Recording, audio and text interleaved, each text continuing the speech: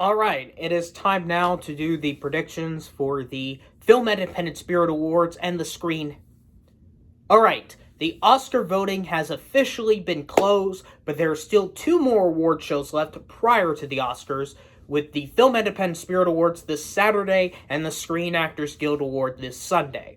First up, I do want to apologize on why this couch is set up, mainly because my sister, who is also technically my roommate in this side of my house, has COVID. So, I have tested negative. It's just that with what's been going on, I've been kind of staying downstairs pretty much throughout most of my time, or even sleeping in my old room in the other side of my house where I'm from, because it's just bizarre for me, especially how been cold it has been over here in central Pennsylvania. So, yeah, so if you're wondering why this is, my sister unfortunately has COVID, but hopefully by the time the video is out, she will hopefully be out by the time from her quarantining, because hopefully she will be testing negative soon. So just want to get that out of the way why this is a mess.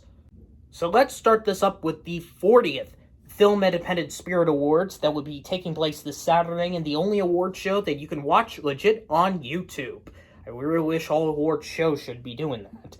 I mean, Netflix did stream the SAG Awards 2 years ago on their YouTube channel. Now you have to get a Netflix account.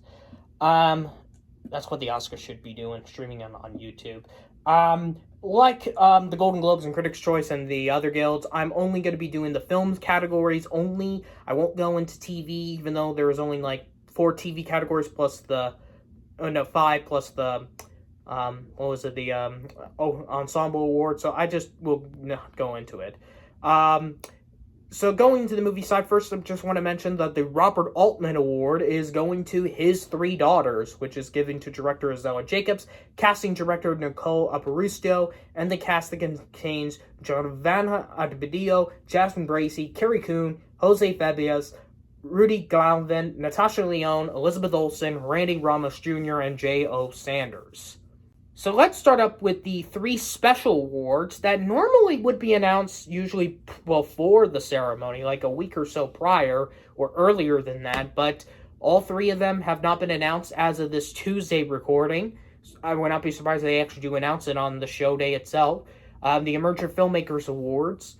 Starting with the Truer Than Fiction Award, I think this is going to easily go to Julianne Brave's Noise Cat and Emily Cassav for Sugarcane. It's very odd it's not on the documentary feature lineup. Same thing with Frida here, but since they both got a Directors Guild nomination, and since it isn't the Oscar nominated, I think they're going to go with it.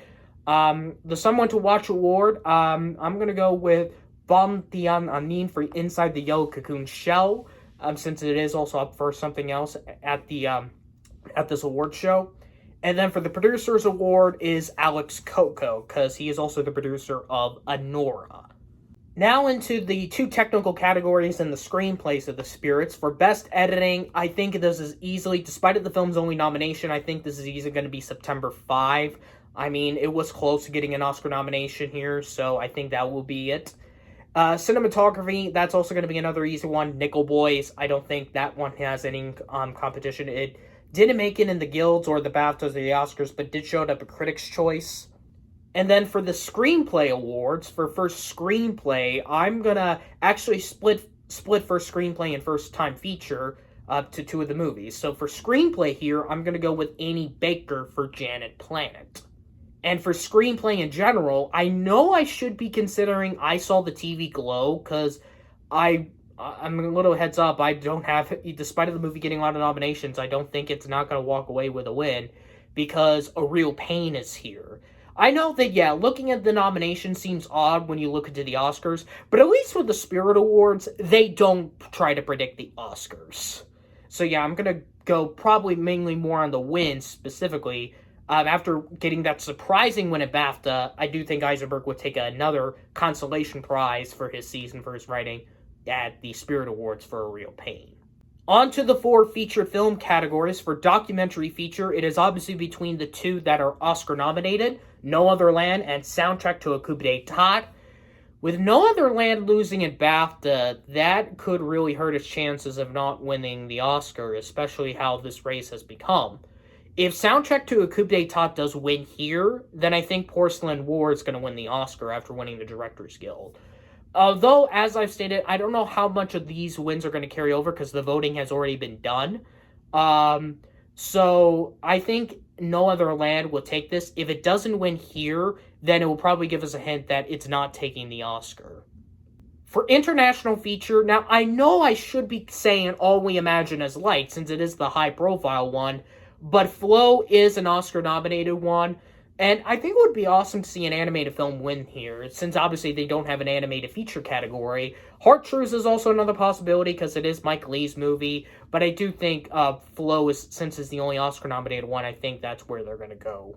For first-time features, since I'm giving Janet Planet for screenplay, I think the one that is going to take first feature is Dee Dee, especially since the director, Sean Wan, actually was nominated the Oscars last year for his documentary short Nine and Wai Po, and since I believe the star was also recognized at the Critics' Choice for Young Actor or Actress, Isaac Wan. Although I should be considering Problemista because Emma Stone is a producer on the film, but same thing is she is also a producer on I Saw the TV Glow as well.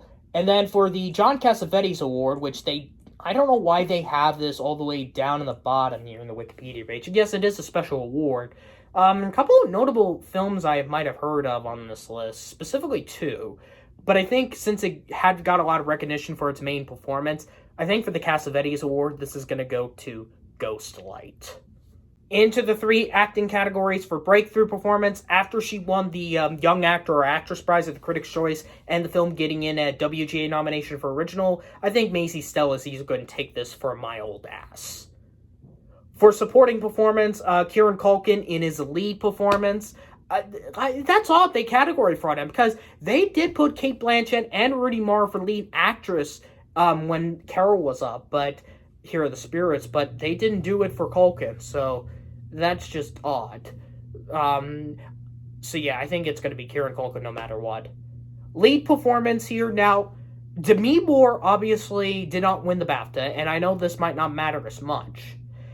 But I think if we will see, there might be a little bit of hints where we might see going to legit industry awards compared to the industry critics awards like Globes and Critics' Choice where there are no Oscar voters.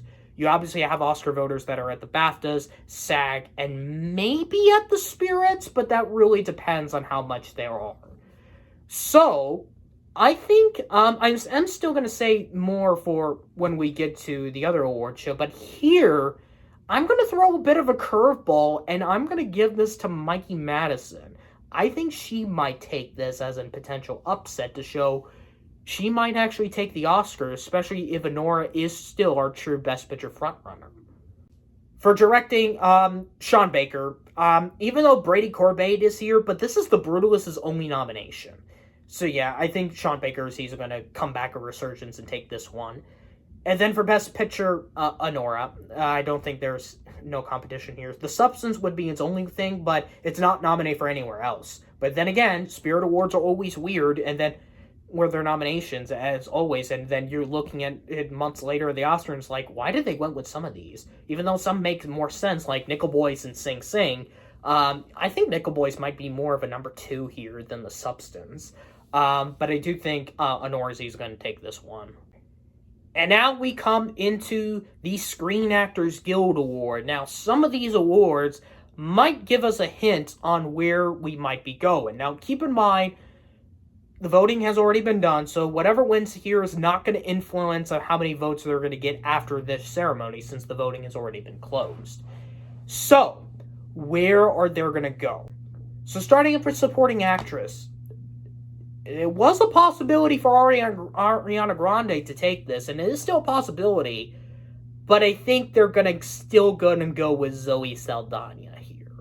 I feel like since she had gotten more confident after taking Critics' Choice and SAG, I feel like that's going to happen. And then for Supporting Actor, Kieran Culkin, I don't think that's going to be any competition. It's very odd that we have two lead performances that are going to win for supporting. And I think the BBC just released an article I saw, even though I didn't look at it, but I think did a headline of like, why are these two, along with Ariana Grande, being category fraud in supporting? Because it's the studio's decision and not the voters. I don't get that. Best Actress. Now, despite of it is a possibility of Mikey Madison still could take this, if she takes the Spirit and the SAG, then we know for a fact she just won the Oscar. Now, obviously, the wins might not help her, but the thing about it is, with the BAFTA win, that could really tell us where we're going to go. So, but I'm going to still say Demi Moore here, because I think SAG voters are, like, not just how many SAG voters that might not be Oscar voters, but there also might be a lot of SAG voters that are Emmy voters, some of which are both, some of which are neither. So, but I think since a lot of actors know who Demi Moore is, I feel like they're going to give it to her.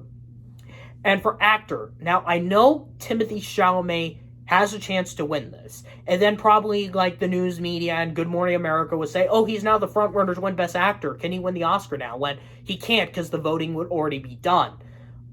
Even though the movie did well getting all three of its actors in, even though it did get Elle Fanning and it's up for Ensemble, I think they're going to still give it to Adrian Brody. I feel like, yeah, despite of the potential AI that might be used on him through the director, that could be preventing him to win here. But I think since he didn't win it for The Pianist, I think Brody's still going to be fine. Stunt Ensemble. Now, I should be saying The Fall Guy, but I'm just going to go with Dune Part 2. I don't know why. And then their Best Cast in a Motion Picture. Now, this could go either two ways. One, this is just going to be an off year where they don't really kind of carry over to the Oscars. Or, the one specific movie that wins it, specifically, we kind of might know what might be taking the Oscar for Best Picture. Obviously, I'm saying it's a toss-up between Anora and Wicked. If Wicked takes this, then it just pretty much knows that, well, it's just everyone loved the movie, and just like kind of like with Black Panther. But it does solidify it is still going to win Oscars regardless. But then, Anora could easily take this. And the thing about it is, after when Oppenheimer won last year over Barbie, specifically here at SAG, it just felt like, okay, they're just telling us that the movie is going to win Best Picture. So if Wicked wins, then that's just going to be like, oh, it's obviously the Ensemble. Or if Anora wins, then that just tells us it's going to win the Oscar for Best Picture. So with that being said, I am going to go with an upset from Wicked and go with Anora, because I think if Anora does take this, especially after sweeping all three of the guilds, PGA, DGA, and WGA, SAG Ensemble would conclude it. If Mikey Madison also takes Best Actress, then we know where it's going to go. So we'll find out where the results of these, even though they might not help us, of course, since the voting had already been finished, but they might give us hints, especially if Anora is going to win Best Picture at the Oscars. So stick on next week for my final Oscar winner predictions for all 23 categories.